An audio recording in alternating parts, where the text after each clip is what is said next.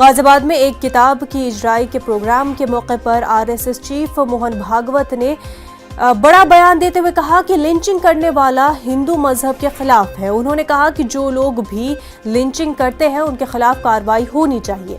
भागवत ने कहा कि 40,000 साल से हिंदू मुसलमान का डीएनए एक है। हिंदुस्तान एक राष्ट्र है और मुसलमानों को अपनी पहचान खत्म करने की जरूरत नहीं है।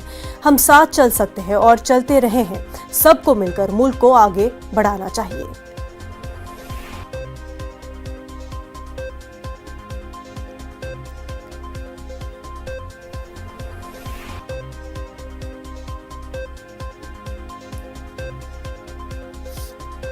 एकता प्रेम से होती है, एकता अपनेपन से होती है, एकता निस्वार्थ भाव से होती है। कुछ लोग हैं जो ये आर्गुमेंट देते हैं कि हमारी सत्ता थी और जो हमारी प्रजा थी आज हम फिर से राज्य करें। ये गलत बात है।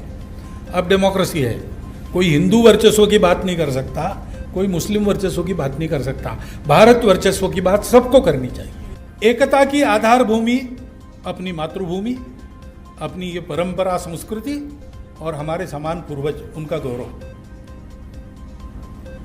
बाकी हमारे यहाँ सब स्वतंत्रता है, कुछ नहीं बदलना पड़ता है। इसलिए हम कहते हैं कि हिंदुस्तान हिंदू राष्ट्र है, गौ माता पूज्य है, लेकिन लिंचिंग करने वाले ये हिंदुत्व के खिलाफ जा रहे हैं। वो आतताई है। कानून के जरिए उनका निपटारा होना चाहिए, क्योंकि ऐसे केसेस बनाए भी जाते हैं तो बोल नहीं सकते आजकल कहाँ सही है कहाँ गलत है। लेकिन कानून को अपना काम करना चाहिए, तहकीकात करनी चाहिए ठीक से, बिना पार्शियलिटी किए।